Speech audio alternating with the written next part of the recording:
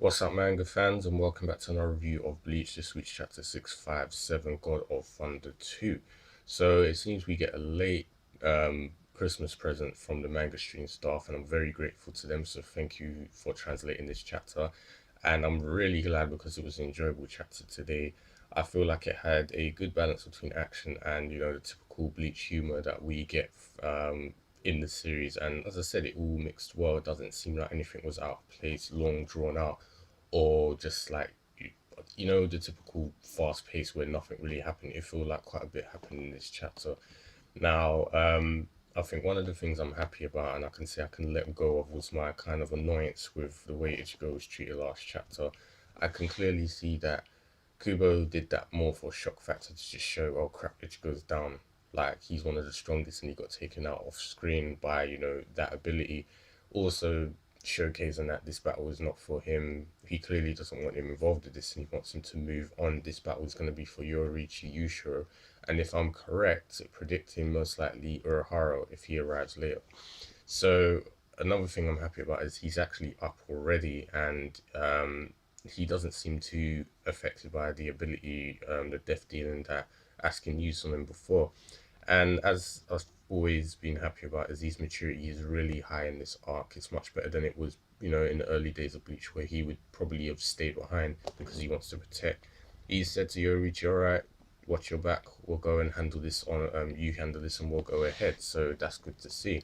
Now going on to Yoruichi, I have to say her combat skills are amazing. We saw what she did last week's chapter, and that Thunder God ability was amazing. But not only that, despite her, high skill in combat and hand-to-hand skill, um, she also displays her experience, wisdom, and obviously her age in this chapter as well. Because unlike the rest, she was quick to action. She was analyzing everything in the last chapter. In this one, she's immediately rescued Orihime, told her what to do, heal yourself, heal the others when you're ready, and then move on ahead.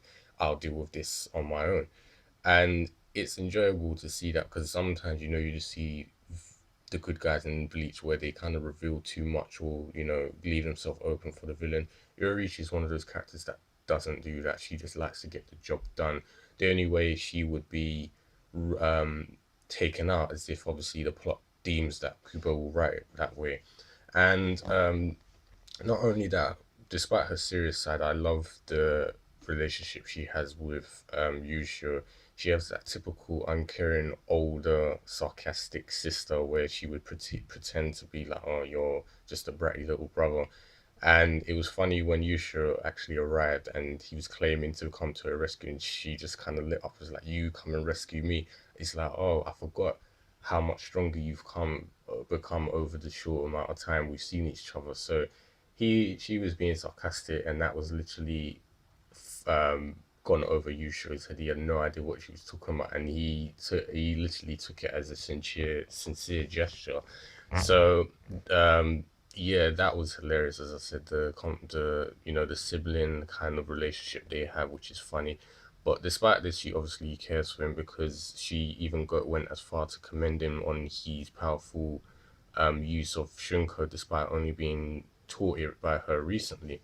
Now, as I said, going on to Yusha, this guy is hilarious, and whether he's a boy or a girl, he is a cute character. He's so naive, innocent, and happy, so friendly. And what I enjoyed in this chapter was Kubo made a reference to people in the past confusing for a girl. I did it as well.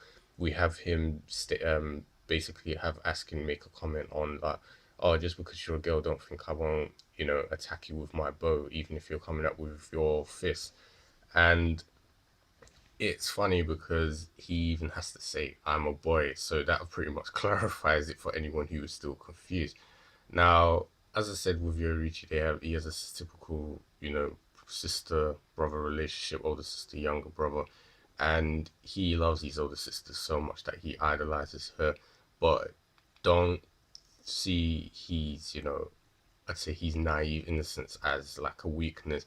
When Askin was talking crap about her, saying that Wonder Dog attack did quite a lot on me, he completely snapped. He was like, don't talk, that's not what it's called. It's called Thunder God's War Form. And he just completely snapped and charged at him. and gave him one of the filthiest punches I've seen so far in the series.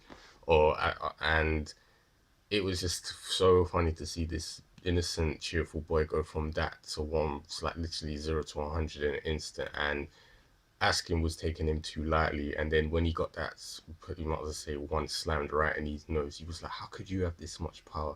And he's like, "Don't take me lightly. I'm the 23rd head of the house of Shinhoin Yushiro Sakamune." Yes, that's it. So that's his full name, and he just displays that he is not one to be taken lightly. And when he displayed his Shunko, it's basically called Bakuen Musoi or something like that.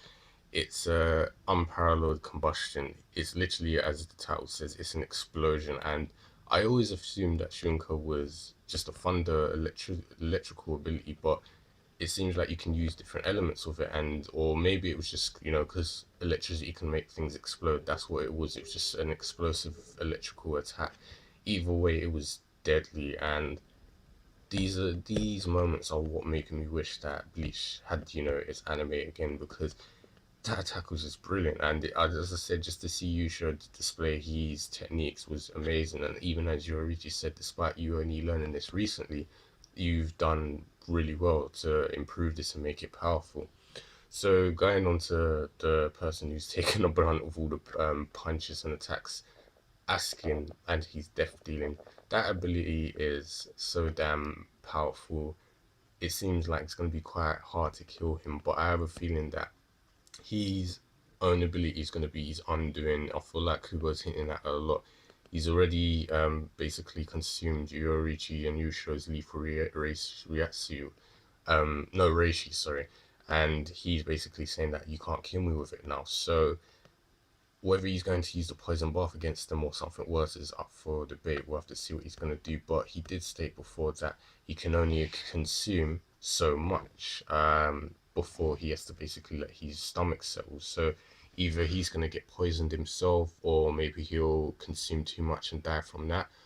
Like an explosion or something, like, his stomach just burst, or maybe he'll just get his ass kicked the old-fashioned way and he'll be defeated that way. But at this point, we can see that the tables are most likely going to turn. Yorich and Yusho are probably going to have trouble with him. And I think it will be at this point, Kisuke will arrive. I think Uruhara is definitely going to show up.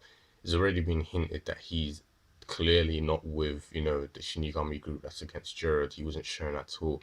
And the fact that he was with Yusho all this time, he was meant to, in a way, I feel like he was meant to look after him. He's probably tagged along. He's going to appear when this fight probably goes sour for Yorichi and Yusho. So we'll just have to see if that's true or not, but I definitely think he'll show up. So yeah, that's more or less the chapter. I feel like, as I said, it was enjoyable. It's making me look forward to what we're going to see in the next one.